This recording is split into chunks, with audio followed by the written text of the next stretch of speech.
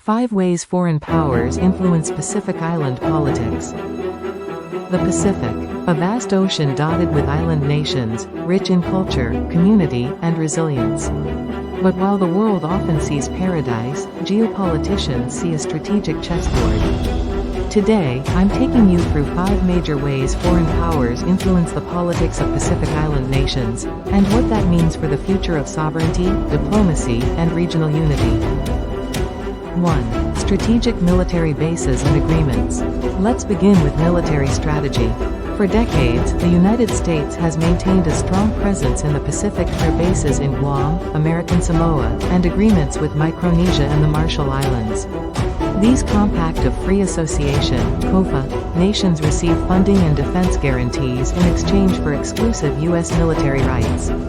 Meanwhile, Australia is stepping up its regional defense footprint, investing in naval upgrades in Papua New Guinea's Manus Island and increasing patrol cooperation across Melanesia.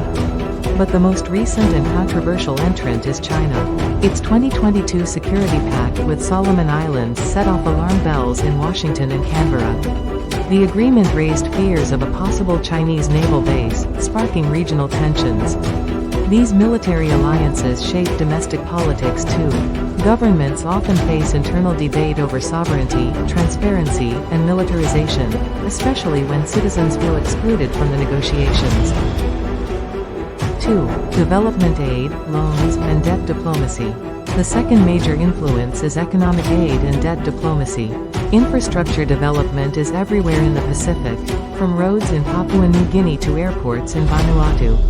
Much of this is funded by foreign governments, particularly China, Australia, Japan, and increasingly, India and the EU. China's Belt and Road Initiative, BRI, offers loans for ports, stadiums, and highways, but these deals can lead to long-term debt dependence.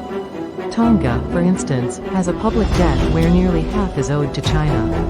Australia and New Zealand, longtime aid donors in the region, are pivoting toward strategic aid, targeted spending meant to maintain political influence. They fund schools, clinics, disaster relief, and governance reforms, but critics argue the aid is sometimes conditional or bureaucratic. This competitive aid landscape can create tensions between Pacific governments and their people. Who gets the contracts? What are the terms? And are national priorities being set by domestic policy or external pressure? 3. Climate diplomacy and recognition politics. Third is climate diplomacy, which is both a survival issue and a political tool. Pacific nations are on the front lines of the climate crisis. Rising sea levels threaten to swallow whole nations like Tuvalu and Kiribati. Saltwater intrusion is destroying crops and drinking water. As a result, Pacific Island leaders are some of the most vocal advocates for global climate action, but support isn't always unconditional. Foreign aid and climate financing often come with political conditions, especially in the diplomatic battle between China and Taiwan. A number of Pacific countries have flipped recognition from Taiwan to Beijing, and vice versa, over the years, often in exchange for climate aid, infrastructure, or political backing. For smaller nations fighting for their very existence, these offers are hard to refuse. But they also raise tough questions about sovereignty and long-term security. 4. Soft power and political influence operations. Next, let's talk about soft power, the quieter form of influence. Countries like Australia, China, the US, and even France use soft power to shape Pacific politics and public opinion. This includes scholarships, training programs, technical support, and cultural initiatives. China has Confucius Institutes in several Pacific countries. Australia sponsors Pacific Islanders to study in its universities under the Australia Awards. The U.S. Pacific Fellowship programs are expanding. While these programs can genuinely empower individuals, they also build political goodwill and long-term influence networks. In some cases, they've evolved into political lobbying or even electoral interference. Allegations of digital disinformation, foreign-backed campaign donations, and covert lobbying have surfaced in several countries, including the Solomon Islands, Papua New Guinea, and Fiji. The influence game isn't just about bombs and budgets anymore, it's about relationships, reputation, and control over the narrative. 5. control over fisheries and natural resources. And finally, resources. Pacific nations collectively control over 30% of the world's tuna supply. These vast exclusive economic zones, EEZs, are a major source of revenue, but also a source of exploitation.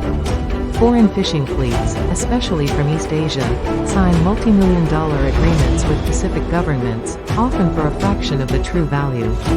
Monitoring is limited, and illegal, unreported, and unregulated IUU fishing is rampant. Now, attention is shifting to the deep sea. Countries like Nauru and the Cook Islands are issuing exploration licenses for seabed mining, backed by foreign corporations seeking rare earth minerals. Critics argue that local communities have little say in these decisions, and the long-term environmental costs remain unknown.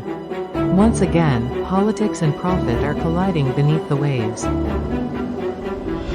So, whether it's through military deals, debt, climate diplomacy, soft power, or resource extraction, foreign powers are deeply embedded in the political life of Pacific Island nations. But let's be clear, the Pacific is not passive. Across the region, citizens, activists, and leaders are pushing back, demanding transparency, sustainability, and regional solidarity. The geopolitics may be global, but the decisions must remain local. If you found this deep dive helpful, hit like, subscribe, and share this with someone who needs to understand what's really happening in the Blue Continent. And drop your thoughts below. Which of these 5 influences do you think is most critical? What should Pacific nations do to reclaim control of their future? Let's keep the conversation going.